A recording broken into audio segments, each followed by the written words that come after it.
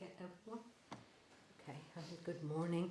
Morning. I have to say that I haven't been here for a while. I was gone for 3 months, and I really, sometimes feel like I can't remember what I'm doing.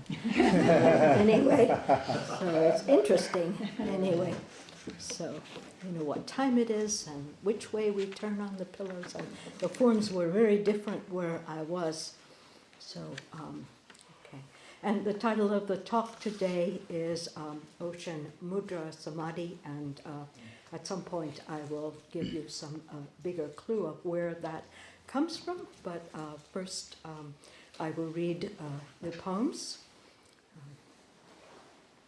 Enter the garden creatures, and the flower is a vessel of transformation, flowers reminiscent of a song. The butterfly closes her wings to rest. Seeds like truth grow into the magnificent, wise, and ancient oaks, deep rose red madrone, the manzanita trees, the grasses, poppies and peonies, daisies, and the honeysuckles. Tiny green frogs appear, a lizard quickly slithering by. Presence, yet not merely present, but presence particular to me. Night, when mind seeds melt and bloom, we discover the story of a garden. Why a garden? Evening, a time of butterfly's flight to unexpected realms one moonlit night. Poppy, the flower of peculiar propensity, she is passionate and precise, a mind bright with discriminating delight. Butterfly lights on her golden center. She is quiet and still. Peony lyre of a forest night dances until the morning light, her mocking grace beyond the meter. Sounds a vine of treasure sweeter. Butterfly's days in sorrow wept, the gate of slumber, her treasures kept. The garden is another way of expressing the ocean mudra, its beauty and delight. And I will just try reading it again. Enter the garden creatures. The flower is a vessel of transformation, flowers reminiscent of a song. The butterfly closes her wings to rest. Seeds like truth grow into the magnificent, wise, and ancient oaks. Deep rose red madrone, the manzanita trees, the grasses, poppies and peonies, daisies, and the honeysuckles. Tiny green frogs appear, a lizard quickly slithering by.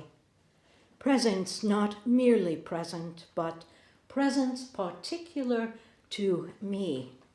Night, when mind seeds melt and bloom, we discover the story of a garden. Why a garden? Evening, a time of butterfly's flight to unexplored realms, the moonlit night. Poppy is a flower of peculiar propensity. She is passionate and precise, a mind bright with discriminating delight. Butterfly lights on her golden center. She is quiet and still. Peony lyre of forest night dances until the morning light, her mocking grace beyond the meter.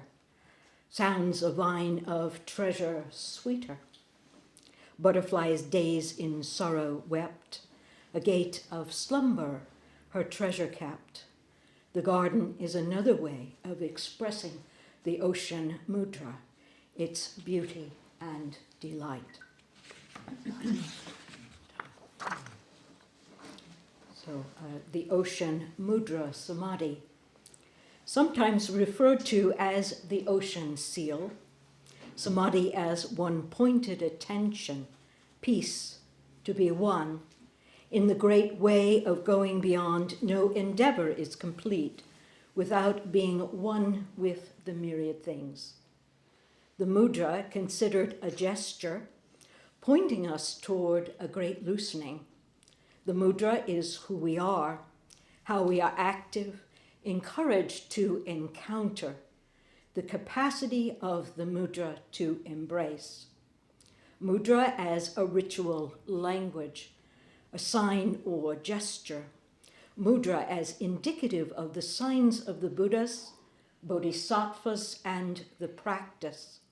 When the Dharma teaching is relative to who we are, my life, every day, the life that I'm actually living, as we are, and to our practice, what we know becomes particular to us. The ocean in the Ocean Mudra as the myriad differences, how we encounter the myriad differences.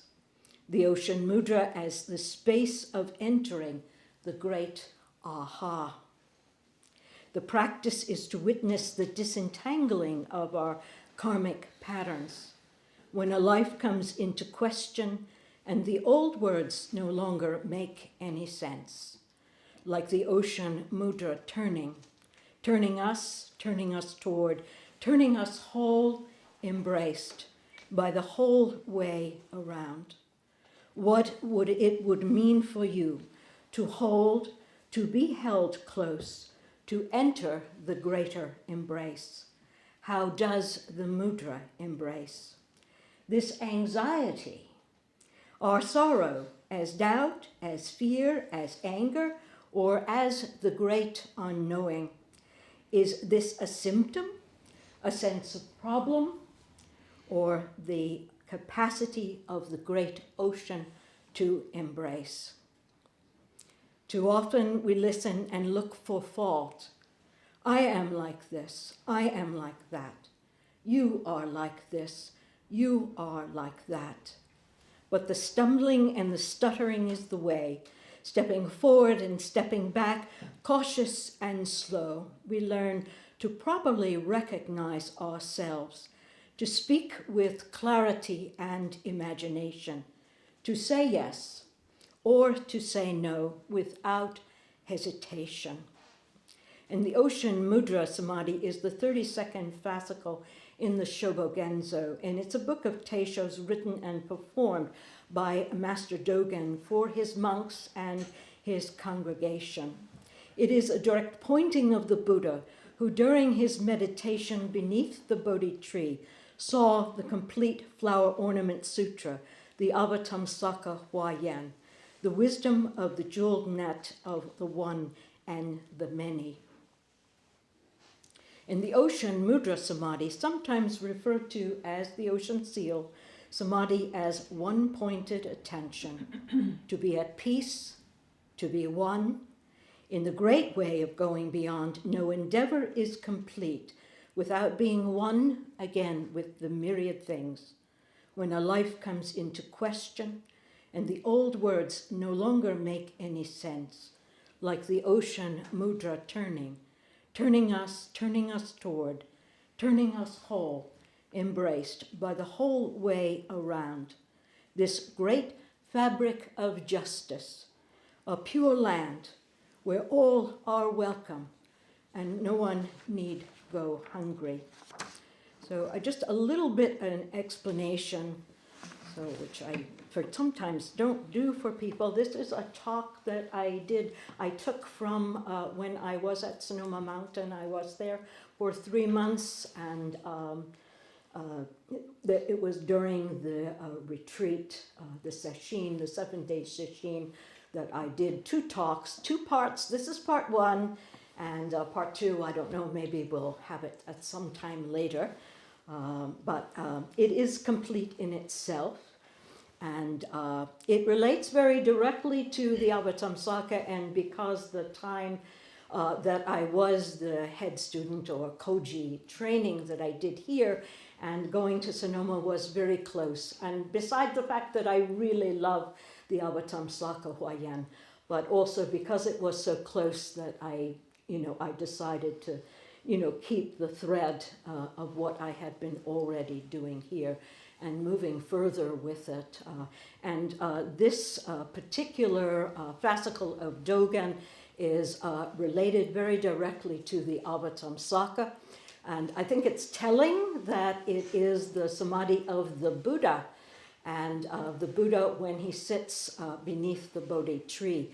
And so this is after he is 35 years old, and he is able to look back at a very long trajectory of his life and what must have felt to him like, just continuous mistakes and failure. So I think that that's very telling of the importance of this particular samadhi.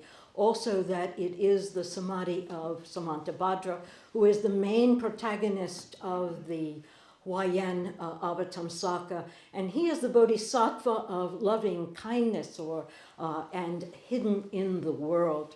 So there is a relationship between this non-arising, this space in our zazen before thinking, and this is kind of our relationship to the Dharmakaya and the sense of the oneness of all beings.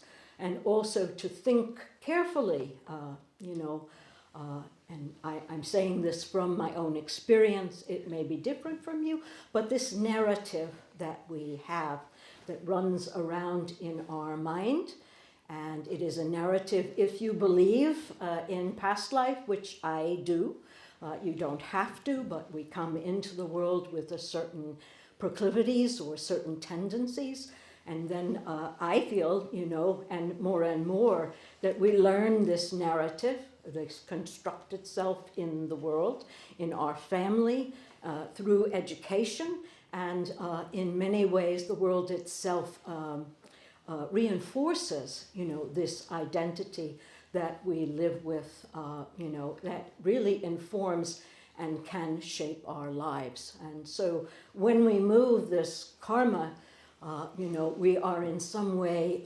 disengaging or moving the entire world, actually. So just those two things to think about. And I have found that the more and more I work, that the story that I'm privy to, or the story of this constructed self, is more and more clear and in firm relief. And that when, that even at this late date, when it's really kind of subtle, and not that much that any tendency I have to attach to these ideas, creates suffering. So just to give you some idea of what to look at for through the talk. And also that Dogen, I'm not necessarily a Dogen fan. There's been a lot of Dogen here lately. It's fine. I just feel, well, he's not the only fish in the sea. And there's lots of writings, even non-Buddhist writings, that are good to read. So I just to say that, it's up to you. So Buddhas and ancestors continuously maintain Ocean Mudra Samadhi.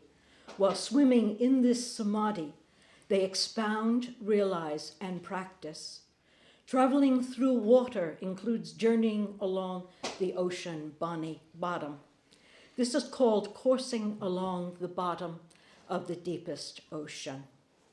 The ocean differs from the sea of birth and death, where Buddhas vow to guide beings drifting in birth and death to the shore of liberation. Each Buddha ancestor breaks through the bamboo node, tendencies outward toward the discriminating mind, and passes the barrier individually. And individually is important because the practice is what your life is and very personal to you. Okay, how this Dharma and how whatever your experience has been has affected and formed your life. And discriminative mind, wonderful quality, but also when it is misused by us, when we take it as essential instead of as a positive tool, it can cause problems. And passes the barrier individually. This is done only through the power of the Ocean Mudra Samadhi.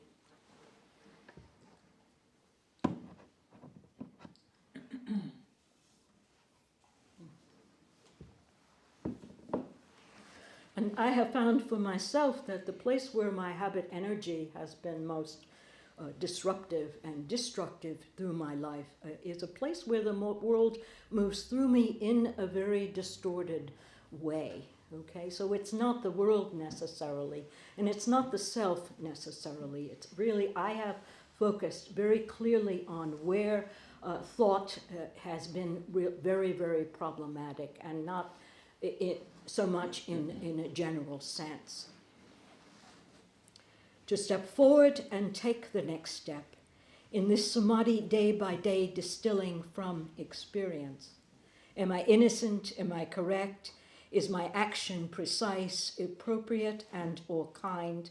How shall I know? Is it essential to see, as it is essential to see all the way through, to see through the opacities of myself, to see through the opacities of living within a group, the opacities inherent in the group mind, and to examine the many sides. Am I being resistant? Resistant to what? A flood of emotion, anxiety? Could this be an invitation into a world vibrant and alive, groundless in an essential way, empty of reference points? And I practice building a gentle, firm, yet flexible stability, my vow to stay, always coming back to the expression of my natural rhythm, the vow as primary. Okay. First, this moment to meet with each circumstance with grace. In the Huayan Avatamsaka, myriad perspectives, myriad centers, influences, and influencing. What is perspective? The perspective of an orange or an apple, a beaver or an otter or me. What divides subject and object? Who decides our opinions, labels, our expectations? And the Buddha said, at the time of appearing, elements appear. This appearance does not leave any mark of appearance. Things rise unbidden. Therefore, appearing does not enter one's perception or knowledge. Thus the Buddha said, I do not say, quote, unquote, I appear. It is not that there is someone else that perceives or thinks that the person appears. It is just that you see beyond. Drop away your original understanding. Vow threaded all the way through with awareness, allowing an inner directive to hone a capacity to listen deeply. And this has to do with signlessness, and signlessness is one of the 3 gates of liberation. And it's really listening deeply and learning to see through appearances, to stretch the imagination, deepening devotion, to see and to act with clarity and integrity, to be still, to be at home. No, quote, unquote, I that does not know, just not knowing. In the deepest sense, no purpose, no intentions. All movements within the ocean contribute to the scattering, the breaking down of the I, me, mine, and personally, for me, a very old yet last piece of oneself, which impacts full flowering. One suchness, no mind.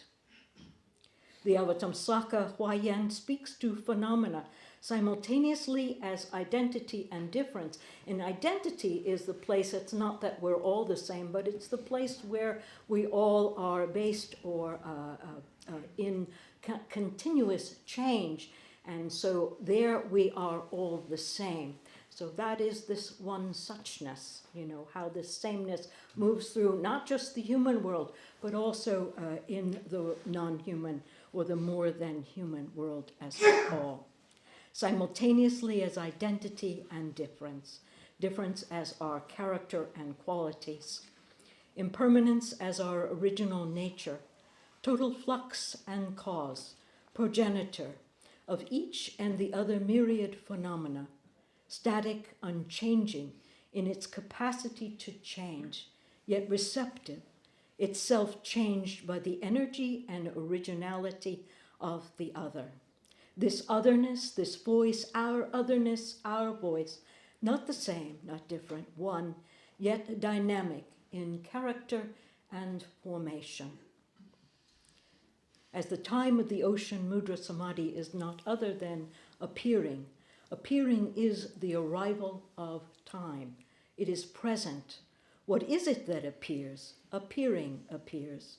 Because appearing is time, change, appearing does not fail to manifest skin, flesh, bones, and marrow.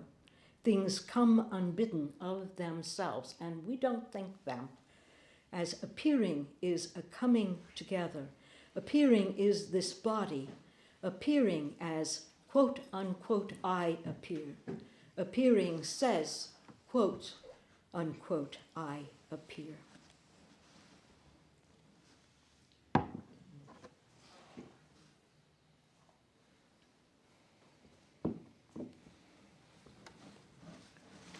Maybe it is true of everyone that there is a child of 9, 10, 11, even younger, awake to her life in her own way, yet a life needing to work itself out through the vagaries of circumstance, both through the personal and collective trials and tribulations of that life. Samsara and nirvana are one, like two sides of the same coin, to come full circle and see through the eyes of that child again, who embodied the perplexity, who in a mysterious way already knew, and yet she had her questions. The intense testing ground of despair, the confusion, the losses as well as the gains which give us our life. They make us who we are. It is through our willingness to be true to the whole of ourselves and do the work of harvesting. To take the backward step is to make redress, which is the secret of renewal, and it's an imaginative act. It brings us into a very much more imaginative way of experiencing and seeing the world. It is the life of the self intimate with the deep soul, a life lived close to difficulty and loss, faithful to its innermost, especially in places where we feel least able. We allow things to scatter and fall away, to forget ourselves, but also to remember and welcome this empty space. Not much happening, and this is good. This dissolution of karmic conditioning, what my root teacher Kyogen Carlson called not being fooled by karma, and that's the best explanation I have ever known, of karma, because it never really goes away. But through our lives, we learn not to be run around and not fooled by karma. So not getting caught up in birth and death. What might that mean for us?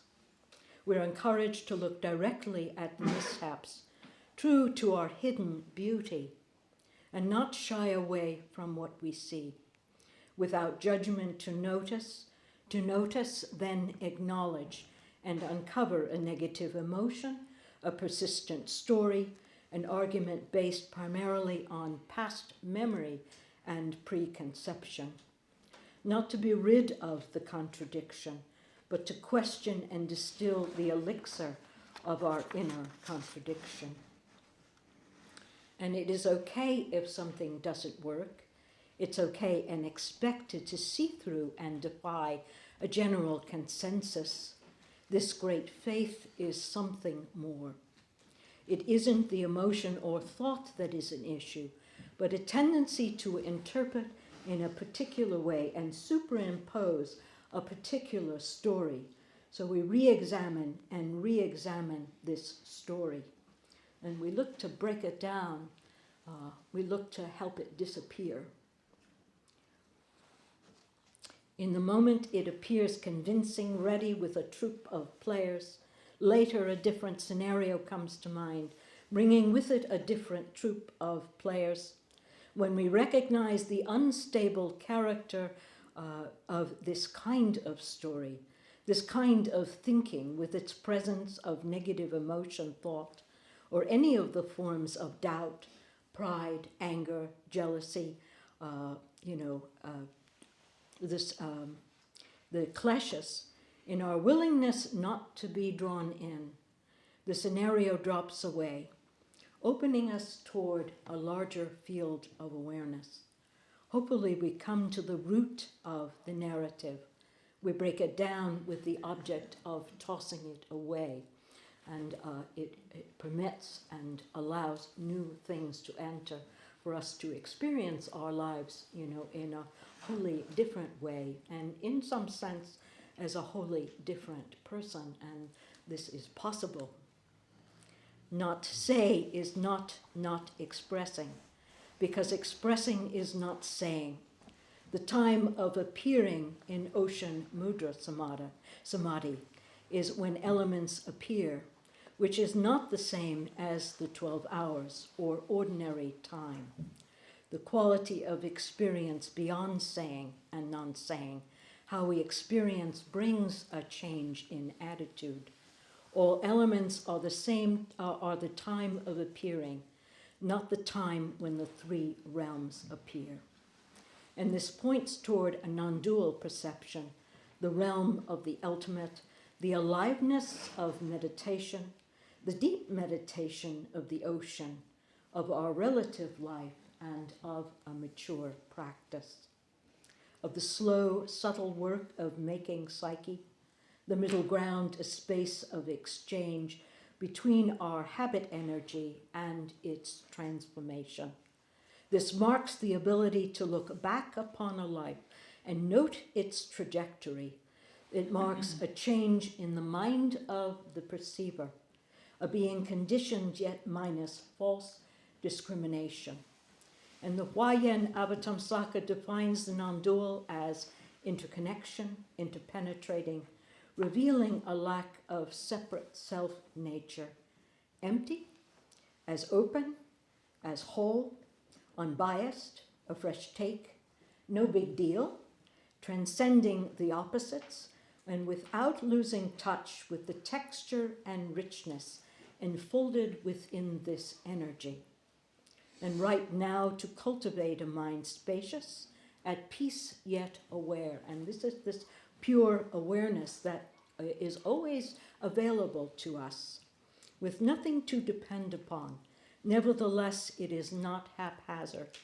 Visible change as sensitive, slow, and of the body, disclosing aspects of my nature upon which I do depend.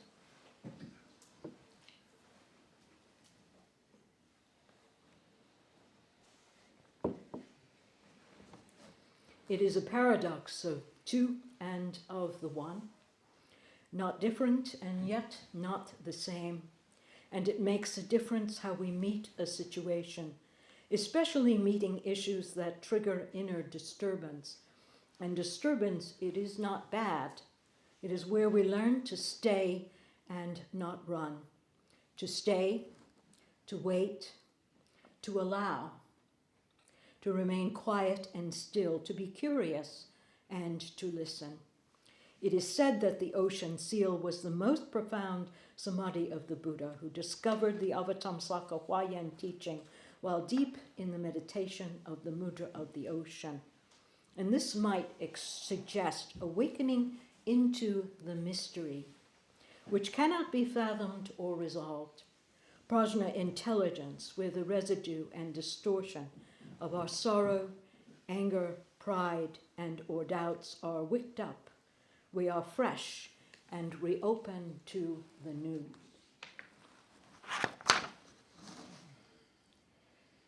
How an ancient Buddha said, what about the moment when appearing and disappearing continue endlessly? And the Buddha said, when elements disappear, I do not say, quote, unquote, I disappear, is the moment when elements disappear. In this samadhi, what disappears is the elements disappearing. Although disappearing their elements, because they are elements, they are not affected by delusion. Because they are not affected by delusion, they are not divided. This undividedness is all Buddhas and ancestors The appearing and disappearing is a quality of the relative world, and the disappearing is the breaking down or the letting go of this constructed self.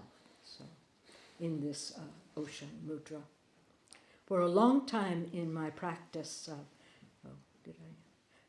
in the empty circle, the circle of no self, being whole, being one, in the sense of becoming each and complete, to experience oneself as interconnected with the myriad things. Well, how is it that I am connected? How might this be expressed? In the cognizance of interconnection, I am not self, yet beyond not self.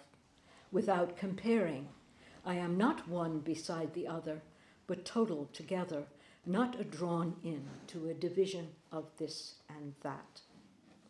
For a long time in my practice, the world loomed large. I was isolated for so many years, forced to stay down and away from the world in powerful ways.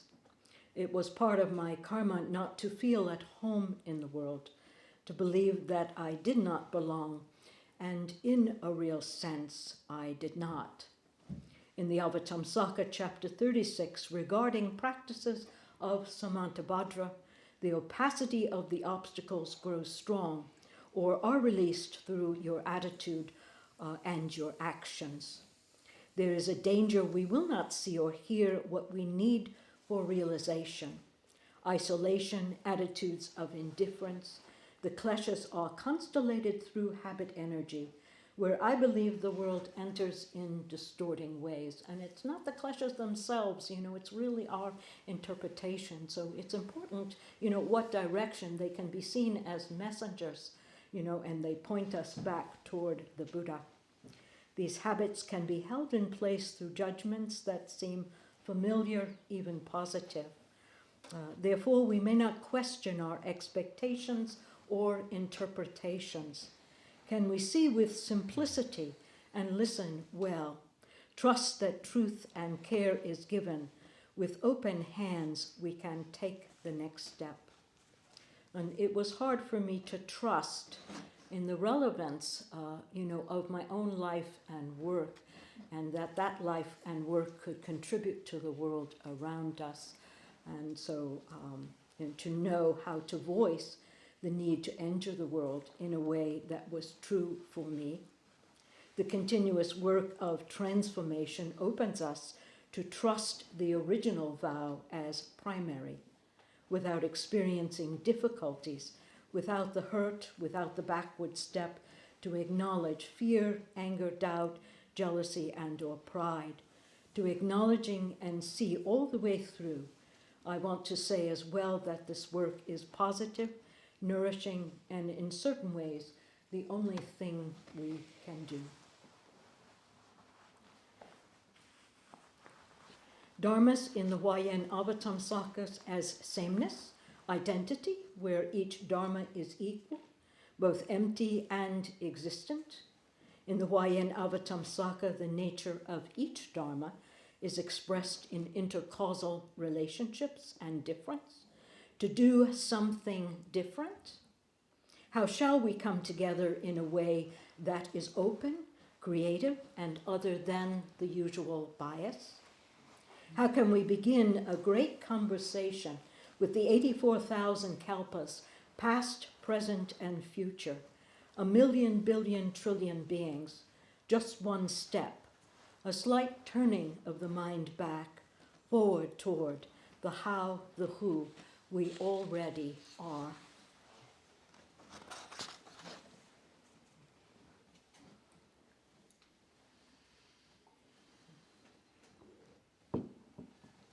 My quest for ancestral connections is more about the inner relationship with the ancestry of seeds, the patterns in water and the barks of trees, how a tree grows deep, leaving its trace, its rings expansive from the inside out.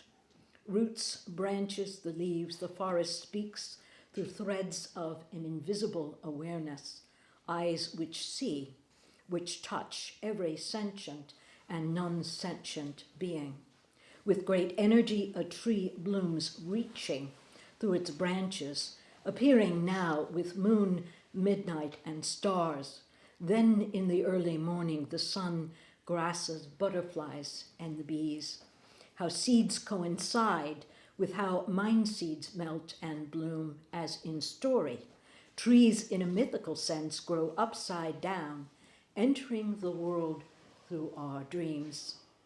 To be in love with the empty circle, an imaginative eye as black as night. And the seed is a seed in relation to its conditions.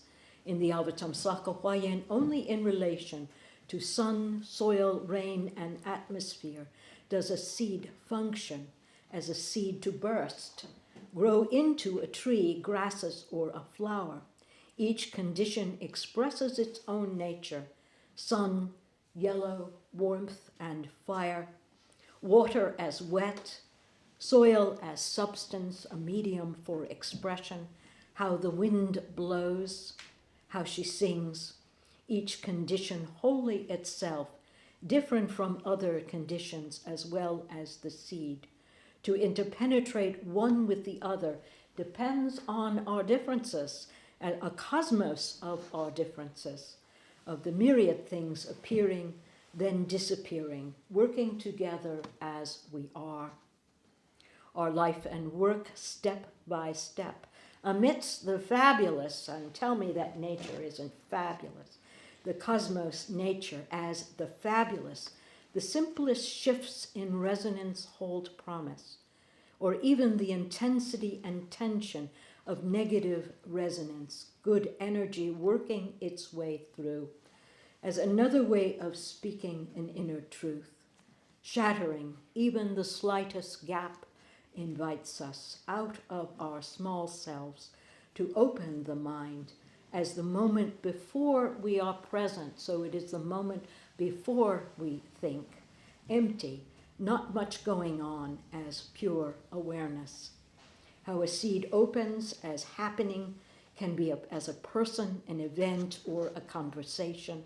How the world is not separate and yet not connected to the ocean mudra in ways we usually think. Are we living on labels and opinions we learned as children growing up in a family, in school, at our job, continuing a history we came into the world with? The dark eye of the ocean, how does this relate working through us to disintegrate false meanings we impute upon things? Another question of who is the Buddha, and who, what, where am I? We don't give enough credit to the deprivations and difficulties that life presents. How the relative world is not and will never be equal in the ways in which we would like. And death, disease, old age, how tensions and loss bring us out of ourselves, nourish and sustain us. It doesn't mean we do not give or create a sense of ease for ourselves or for others, but that ease grows out of our faith to meet and face each situation with as much care as we can muster, as we are, true to the expression of our own inner beauty. It is the shattering of expectation, the falling apart and falling away, which nourishes and helps us to deeply appreciate. The uncertainty and unknowing, creative groping and forming of itself in the dark, gives a deeper, oddly stable and complete, a happening within us, a truer sense of what our life and the world is trying to be. And I'm just going to read that again.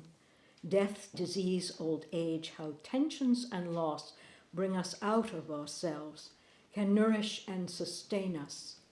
It doesn't mean we do not give or create a sense of ease for ourselves or for others, but that ease grows out of faith to meet each situation with as much care as we can muster, and as we are, true to the expression of our own inner beauty.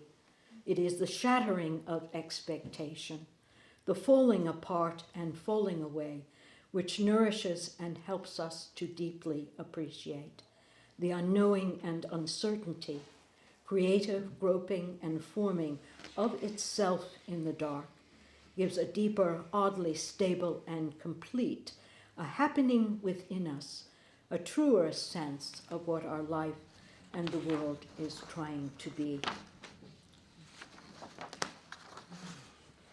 Disappearing has been magnificently expressed as countless hands and eyes of Avalokiteshvara Bodhisattva. It is unsurpassable nirvana. It is called death. It is called freedom from attachment. It is called the abiding place. In the ultimate dimension, a silent, invisible question, and Kyogen Carlson, my root teacher, would say, hold the question, yet there are questions we hold for years.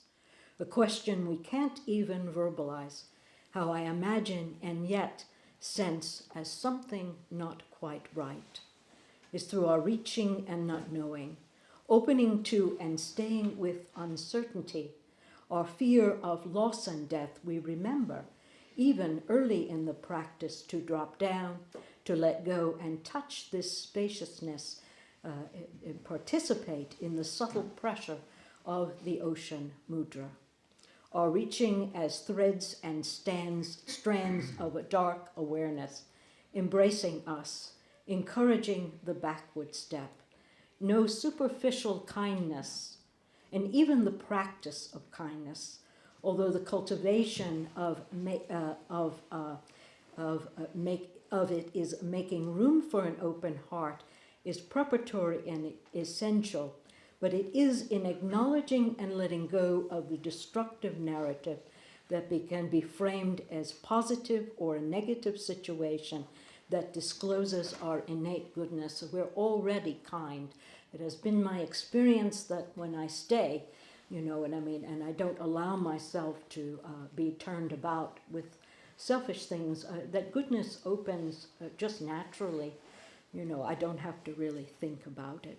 What strikes to the marrow heals and helps us know who and where we are, not to look for ourselves elsewhere, pondering about how we should or should not be.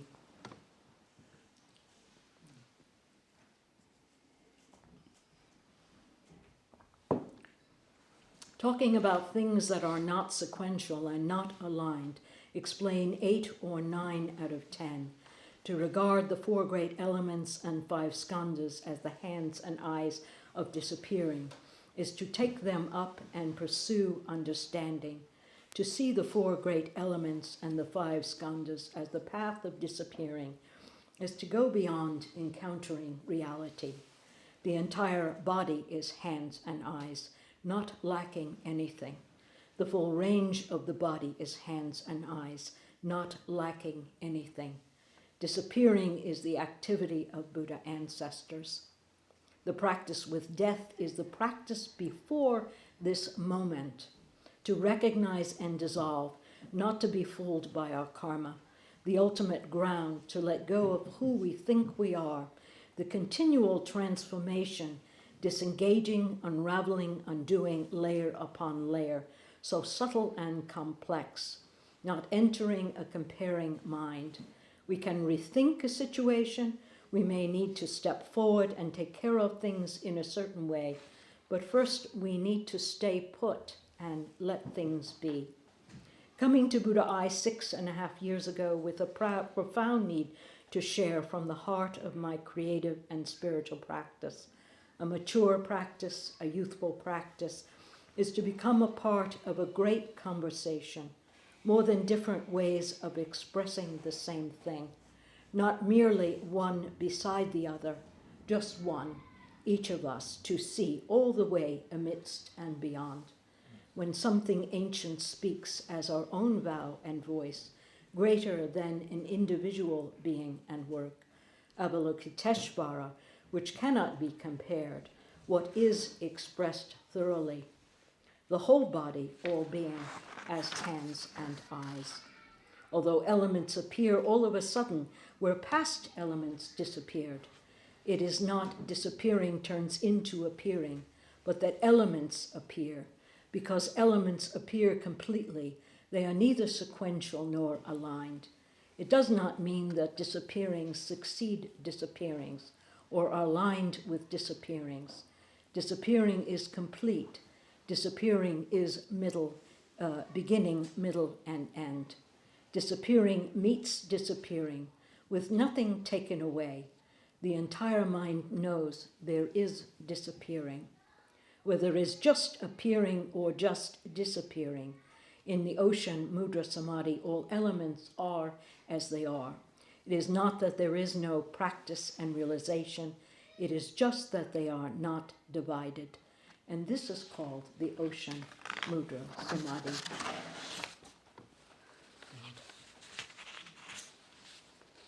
And her hands and eyes. A letter to Kanzian. Won't you please excuse my flowers? Kanzian, deep listener. Kanzian, the observer. A myth or tree woman voiceless.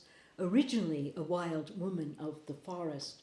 Wild like the beauty of the natural world. The great rhythm of our consciousness, behind which no body resides.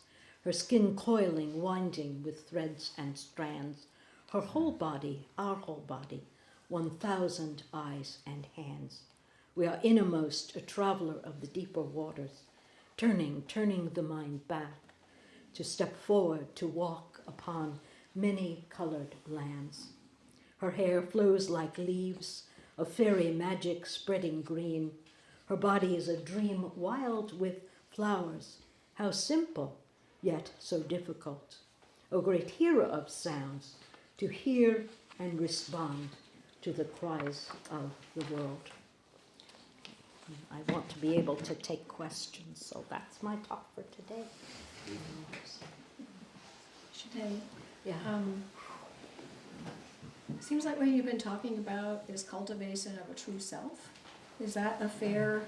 Well, there's no oversimplified cultivation statement? of the true self. The true self is what appears when the bad story, the uncomfortable story, slowly dissolves. Right. And So yeah, that's what I was picking up on. I think because you were saying it wasn't the self, it wasn't the outer world, but it was these.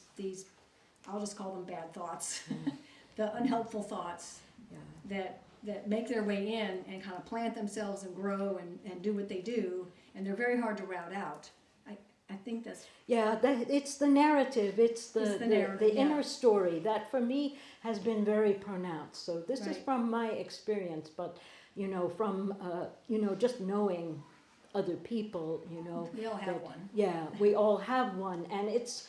I don't know if you keep a journal. I don't keep a diary, but you can look back 10 years ago, and there it is. Same old, same old. Story. So and I have used that as a guide. To navigate and to distill the practice. To disintegrate this story, and it does unravel. But the It does sto- disappear. Yeah. And maybe I'm just not thinking clearly, but the story is not who we are. No, it's Yeah, definitely not. It's I Yeah. can say really Yeah. honestly, it's the one place that this is absolutely where we are not.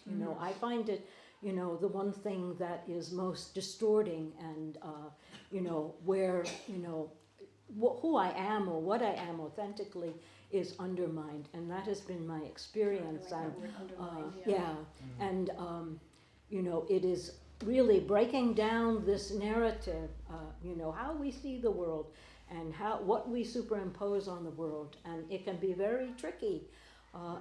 Then this emptiness, this openness, this non-arising, that is our innate life appears, and the more that you break down these, even the most subtle, the subtle expression of this narrative, It's can, sneaky. it's kind of like this, this stuff underneath, and so my ability to be still and be quiet is hampered in that story, you know, so, or through that story. And it's not to say that stories themselves are not good. Right. It's just that this particular story, and you should know it through practice. I mean, you should be able to see it clearly, you know, that this, you know, isn't, you know, that this isn't positive. It's not comfortable, and it's kind of obvious through your own life, you know, that this is what gets me in trouble. And it can, you know, it can come in many forms. So, Thank you. anyone else?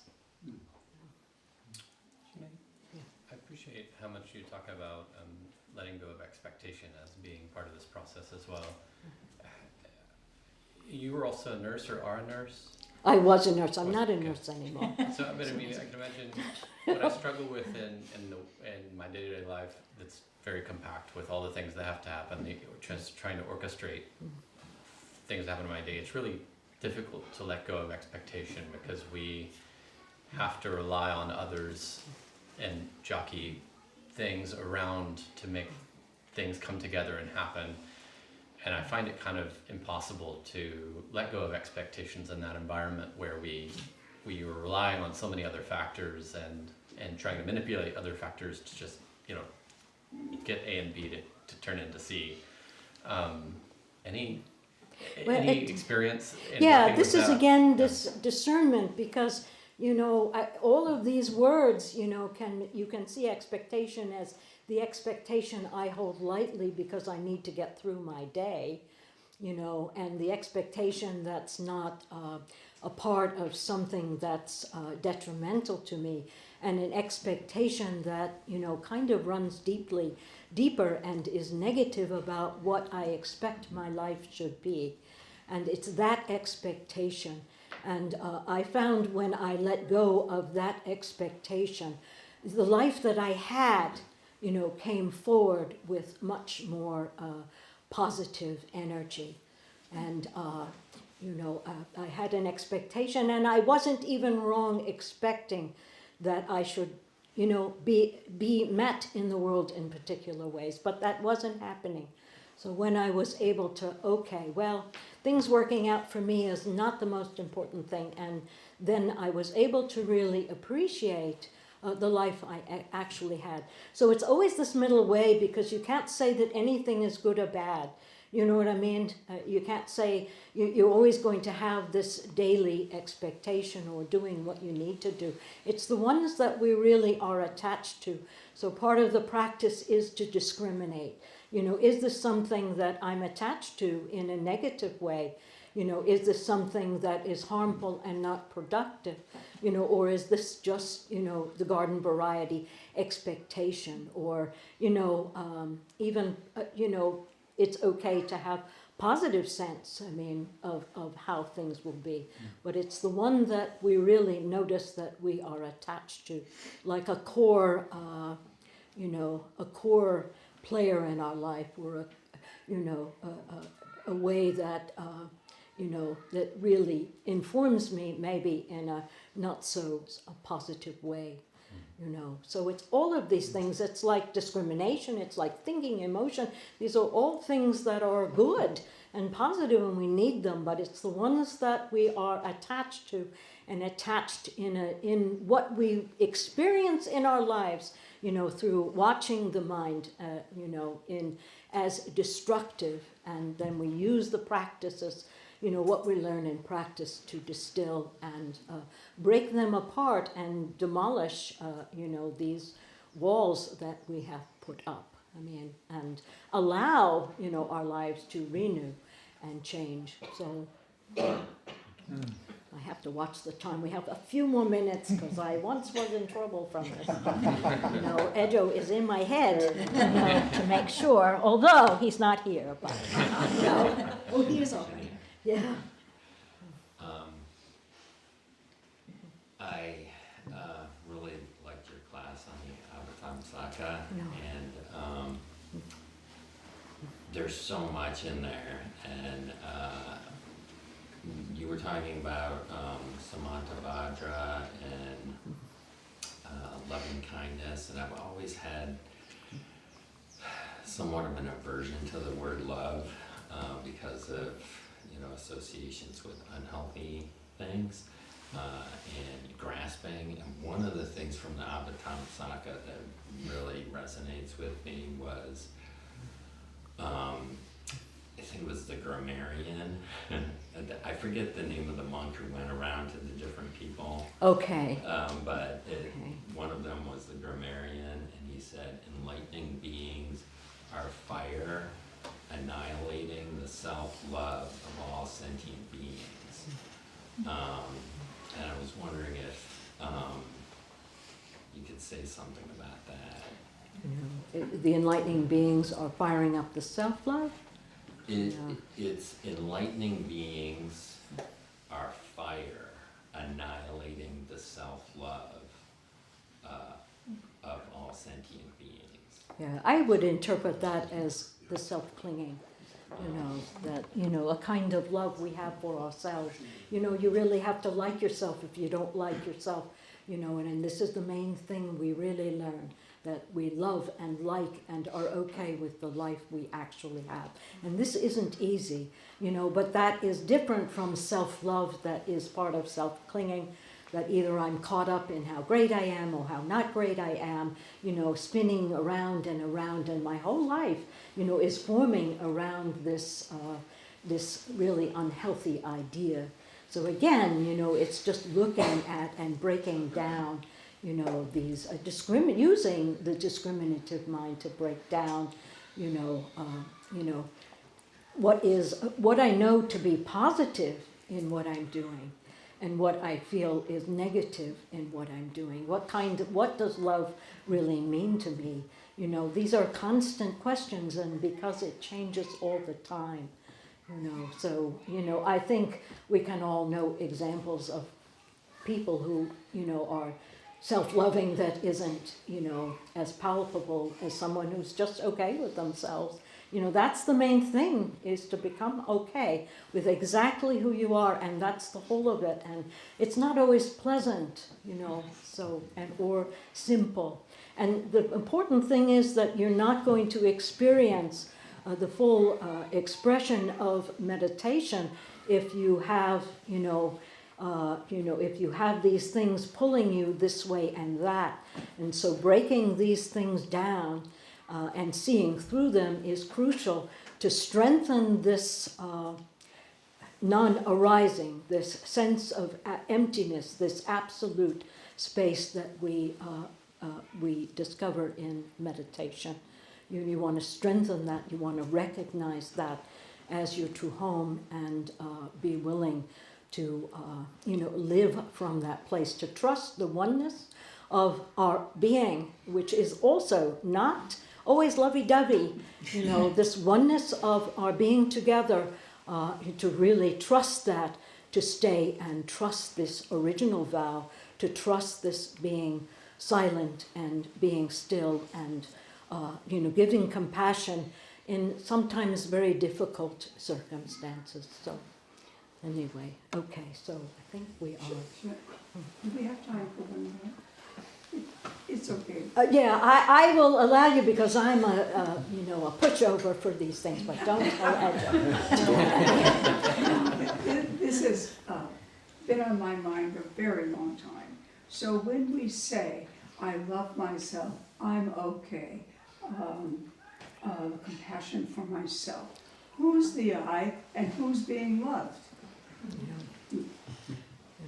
In terms of self, when we say, I love myself, or I think I'm okay, that's a split.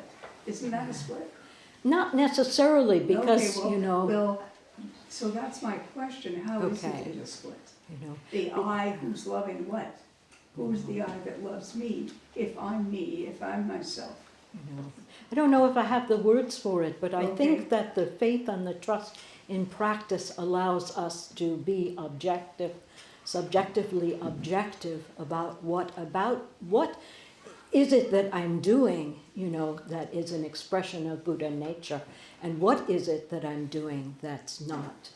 So, it's kind of the oneness of delusion and enlightenment, that allows me to step back, and what I'm learning of the Dharma that allows me to actually make a decision, because I have to make that decision.